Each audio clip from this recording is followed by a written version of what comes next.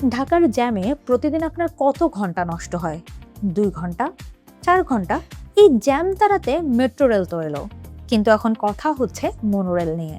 জ্যামের ঢাকা পকেটে পুরতে আসলে কোনটা বেশি দরকার, মেট্রো রেল নাকি মনোরেল? আমরা সবাই জানি ঢাকার মতো মেগা সিটিতে গণপরিবহনের লাইফলাইন দরকার, আর এই লাইফলাইনের প্রধান দুটি রেল ভিত্তিক সমাধান হলো মেট্রো রেল ও মনোরেল। আপাত দৃষ্টিতে দুটিকে একই মনে হলেও প্রযুক্তি, যাত্রী ধারণ ক্ষমতা, খরচ আর নগর পরিকল্পনায় এদের মধ্যে আকাশ পাতাল তফাৎ। প্রথমে আসি প্রযুক্তির কথায়। মেট্রো রেল চলে দুটি সমান্তরাল স্টিল রেলের ওপর দিয়ে, যা আমরা প্রতিদিন দেখছি, আর মনোরেল চলে মাত্র একটি কংক্রিট বা স্টিল বিমের ওপর ভর করে। গতিতেও আছে বড় পার্থক্য। মেট্রো রেলের গতি সাধারণত ঘন্টায় 80 থেকে 100 কিলোমিটার, যেখানে মনোরেলের গতি কিছুটা কম, ঘন্টায় প্রায় 50 থেকে 70 কিলোমিটার। সবচেয়ে বড় পার্থক্যটা তৈরি হয় যাত্রী ধারণ ক্ষমতায়। একটি 8 বগির মেট্রো রেল একসাথে 2.5 থেকে 3,000 যাত্রী টেনে নিয়ে যেতে পারে, কিন্তু একটি 4 বগির মনোরেল সর্বোচ্চ 1,000 যাত্রী বহন করতে সক্ষম।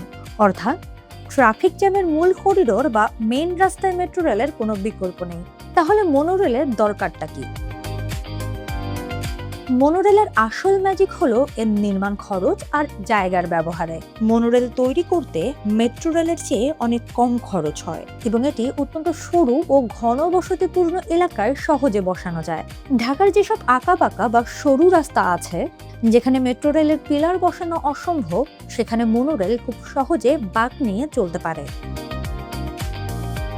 ডিটিসিএ ইতিমধ্যে ঢাকার যানজটপ্রবণ ও গুরুত্বপূর্ণ এলাকায় প্রায় ৭৯.৪ কিলোমিটার দীর্ঘ মনোরেল নেটওয়ার্ক গড়ে তোলার পরিকল্পনা করছে। বিমানবন্দর থেকে জলশিরি, সাভার, মোহাম্মদপুর থেকে পাগলা, মধ্যবাড্ডা থেকে তুলতা কিংবা রামপুরা থেকে ডেমরা, এমন 5টি রুট নিয়ে প্রাথমিক কাজ চলছে। এমনকি পুরান ঢাকার মতো অতি ঘনবসতিপূর্ণ এলাকা, যেখানে মেট্রো রেল নেওয়া কঠিন, সেখানেও মনোরেল চালুর কথা ভাবা হচ্ছে। তবে মনোরেলের কিছু চ্যালেঞ্জও আছে। এর যাত্রী ধারণ ক্ষমতা যেমন কম, তেমনি বিদ্যুৎ সংযোগ বিচ্ছিন্ন হলে পুরো লাইন স্থবির হওয়ারও ঝুঁকি থাকে। তাহলে ঢাকার আসল সমাধান কোনটি? পরিবহন বিশেষজ্ঞরা বলছেন, ঢাকার জন্য কোনো একক সমাধান কাজ করবে না। এখানে দরকার একটি সমন্বিত ব্যবস্থা বা ইন্টিগ্রেটেড মডেল, যেখানে মেইন রুটের যাত্রীর চাপ উপচে পড়ে, সেখানে একচ্ছত্র অগ্রাধিকার পাবে মেট্রো রেল, আর মেট্রো রেলের স্টেশনগুলোতে যাত্রী এনে দেওয়ার জন্য ফিরাল রুট বা সরু ও মাঝারি চাপের রাস্তায় সংযোগ দেবে মনোরেল। মেট্রো রেল যদি হয় ঢাকার গণপরিবহনের মেরুদণ্ড, তবে মনোরেল হতে পারে তার হাত পা।